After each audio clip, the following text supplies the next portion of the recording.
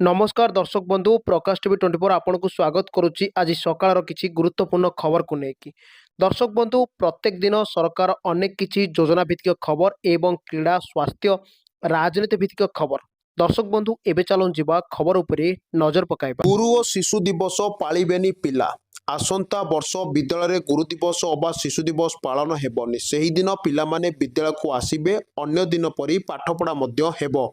विद्यालय कौनसी स्वतंत्र कार्यक्रम कराजिबो नाही माध्यमिक और प्राथमिक शिक्षा निर्देशक कार्यालय तरफ 2026 वार्षिक छुट्टी तालिकार यह स्पष्ट होईछि। 2026 वर्ष में मोट 82 छुट्टी दिवस और 6टी पालन दिवस रही सेथिरु गुरु और शिशु दिवस को बाद दिया जाइछि। अन्य दिवस रे मध्य एहाकू रखा जाई नाही जहाकू नै विरोधर स्वर उठिछि। निष्पत्ति को नै छात्र छात्री शिक्षक शिक्षयित्री और अभिभावक महल रे आलोचना विषय पलटिछि। परवर्ती खबर उपरे नजर पकाइबा। परवर्ती खबर बांग्लादेश में बर्बरता हिंदू युवक को पिटी पिटी हत्या गछरे झुलाइले मृतदेह लगाई निया। निर्वाचन तारीख पाखे आसुथिबारु बांग्लादेशर परिस्थिति खराब हेबारे लागिछि। हिंसा एवं अराजकता चरम सीमारे पहुंची। ढाका समेत अनेक जिले में हत्या और पोड़ाजला घटना सामना को आसुछि। सारा देश में संख्यालघु विरोध में हिंसा वृद्धि पाई। मौन सिंह जिलार भालुका उपजिलार एक हिंदू युवक को भिड़ भितर पिटी पिटी हत्या करा जाइतिबा जणा पड़िछि। हिंदू युवक हत्या पर अंचल में उत्तेजना बहुत मात्रा सृष्टि होइछि। स्थानीय गणमाध्यम अनुसार युवक जनक इस्लाम को अपमानित करिथिबा अभियोग होइतेला। आहुरी भयंकर कथा हेउछि हत्या पर तांको शरीर को पोड़ी दिया जाइथिला। एही घटना अंचल में उत्तेजना वृद्धि करथिले जहा फल रे ढाका मौन सिंह राजपथ किछि समय पाई यातायात बंद हो जाइथिला।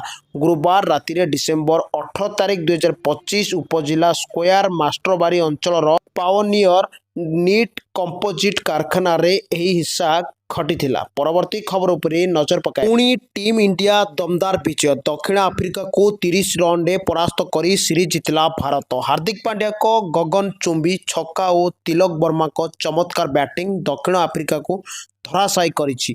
प्रथमे बैटिंग करी भारत निर्धारित 20 ओवर 6 विकेट हराई 231 रन बड़ टार्गेट देइथिला। तिलक वर्मा और हार्दिक पांड्या का विस्फोरक इनिंग्स भारत को यही बड़ स्कोर पहुंचाइबारे सफल होइतिला। तिलक तांकर आक्रामक बैटिंग रे दर्शकों को मनोरंजन देइथिबा बेले हार्दिक शेष ओभर गुड़िक झड़ तोफान वर्षा करथिले। जवाब रे दक्षिण आफ्रिका भल आरंभ करिथिबा मध्य भारतीय बोलर मानक चमत्कार प्रदर्शन आगे मात्र 201 रन ने ऑल आउट हो जाइथिला। भारत पक्षरु वरुण चक्रवर्ती सर्वाधिक विकेट नहीं से केवल 4 ओवर रे 4टी गुरुत्वपूर्ण विकेट नहीं दक्षिण आफ्रिकार मिडिल ऑर्डर को ध्वंस करी देइथिला। अन्य बोलर माने मध्य भल समर्थन देइथिले। परवर्ती खबर उपरे नजर पकाइबा। पूर्वतन बीजेडी नेता तथा पूर्वतन मुख्यमंत्री नवीन पट्टनायक अति घनिष्ठ सहयोगी भिके पांडियन को नारे आसिला संगीन अभियोग। पूर्वर सूचना अधिकार कर्मी नारे मिथ्या आरोप लगाई तांको गिरफ कराइथिले पांडियन।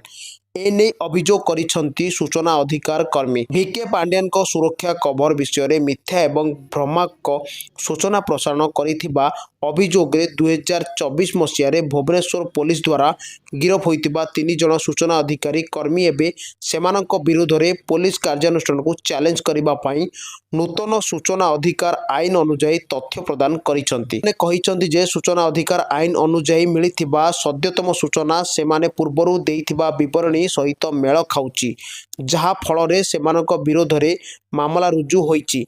पांडियन को सुरक्षा कवर संपर्क में आमे जो सूचना देइथिलु ता आरटीआई माध्यम रे मिलिथिबा सत्व पुलिस आम मिथ्या प्रचार करुथिबार अभियोग करिथिला। चलित वर्ष नवेम्बर 11 तारिख आमे पुणी थरे कमिशनरेट पुलिस ठारू समान विवरणी मागिथिलु। आमे जो उत्तर पाइलु ता पूर्व उत्तर सहित मेल खाउथिला। यह स्पष्ट भाव में प्रमाणित करे जे पांडियन अत्यंत प्रभावशाली होथिबा आमको मिथ्या मामला रे फसाई दिया जाइथिला। परवर्ती खबर उपरे नजर पकाए। निम्नमानर खाद्य नहीं निलंबन हेले आहार केन्द्र चलाउथिबा संस्था पानिया डालमा परिवेशन पड़िला महंगा। ମନ୍ତ୍ରୀଙ୍କ ହାବୁଡ଼ରେ ପଡ଼ି ନିଲମ୍ବନ ହେଲେ ସଂସ୍ଥା। ଆହାର କେନ୍ଦ୍ର ନିମ୍ନମାନ ଖାଦ୍ୟ ପରିବେଷଣ କରିବା ନେଇ ଅଭିଯୋଗ ହୋଇ ଆସୁଥିଲା। ଆଜି ଗୃହ ନିର୍ମାଣ ଓ ନଗର ଉନ୍ନୟନ ମନ୍ତ୍ରୀ ଡକ୍ଟର କୃଷ୍ଣଚନ୍ଦ୍ର ମହାପାତ୍ର ସୁନାବେଡ଼ା ମ୍ୟୁନିସିପାଲିଟି ପରିଦର୍ଶନରେ ଆସି ଆହାର କେନ୍ଦ୍ର ପରିଦର୍ଶନ କରିଥିଲେ। ଆହାର କେନ୍ଦ୍ରରେ ନିଜେ ଖାଇବା ସହ ଖାଦ୍ୟର ଗୁଣବତ୍ତାକୁ ତଦାରଖ କରି ଖାଦ୍ୟମାନ ସଠିକ୍ ନଥିବା ଜାଣିବାକୁ ପାଇଥିଲେ। ଡାଲେମାରେ ପରିବା ମାତ୍ରା ଠିକ୍ ନଥିବା ସହ ଡାଲି ପାଣିଆ ଥିବା ଦେଖିବାକୁ ପାଇଥିଲେ। ପାଖରେ ଥିବା ଲୋକଙ୍କଠାରୁ ମଧ୍ୟ ନିମ୍ନମାନର ଖାଦ୍ୟ ପରିବେଷଣ ହେଉଥିବା ନେଇ ଅଭିଯୋଗ ପାଇଥିଲେ। ଫଳରେ ମନ୍ତ୍ରୀ ଆହାର କେନ୍ଦ୍ର ଚଳାଉଥିବା ସଂସ୍ଥାକୁ ତାଗିଦ କରିବା ସହ ଉକ୍ତ ସଂସ୍ଥାକୁ ନିଲମ୍ବନ କରି ଅନ୍ୟ ସଂସ୍ଥାକୁ ଦାୟିତ୍ୱ ଦେବାକୁ କହିଥିଲେ। ସ୍ୱରୂପ ସୁନାବେଡ଼ା ପୌର ପରିଷଦ ନିର୍ବାହୀ ଅଧିକାରୀ ଆଜି ଉକ୍ତ ସଂସ୍ଥାକୁ ନିଲମ୍ବନ କରି ଅନ୍ୟ ସଂସ୍ଥାକୁ ଖାଦ୍ୟ ପରିବେଷଣର ଦାୟିତ୍ୱ ଦେଇଛନ୍ତି। ପରବର୍ତ୍ତୀ ଖବର ଉପରେ ନଜର ପକାଇବା। ଭୁବନେଶ୍ୱରକୁ ପ୍ରଦୂଷଣ ଭୟ। ଦିଲ୍ଲୀବାସୀଙ୍କୁ ଆକ୍ତାମାକ୍ତା କରୁଛି ପ୍ରଦୂଷଣ। ପଟେ ଭୁବନେଶ୍ୱର ବିଗିଡ଼ି ଗଲାଣି ବାୟୁର ମାନ। ଯେମିତି ସେମିତି ପ୍ରତିଯୋଗିତା ଲାଗିଛି। ପ୍ରଦୂଷଣର ଆଗରେ ରହିବ କିଏ? ଦିଲ୍ଲୀ ବାୟୁ ଲୋକଙ୍କୁ ଅଣନିଶ୍ୱାସୀ କଲାଣି। ଭୁବନେଶ୍ୱରରେ ମଧ୍ୟ ବିଗିଡ଼ି ଯାଇଛି ବାୟୁର ମାନ। ପ୍ରତିଦିନ ବଢ଼ୁଛି ଏୟାର କ୍ୱାଲିଟି ଇଣ୍ଡେକ୍ସ। ଏବେ ସିଭିୟର ବା ଭୀଷଣ ଏକୁଆଇ ପ୍ରଦୂଷଣ ବର୍ଗ ତାଲିକାରେ ସାମିଲ ହୋଇଛି ଭୁବନେଶ୍ୱର।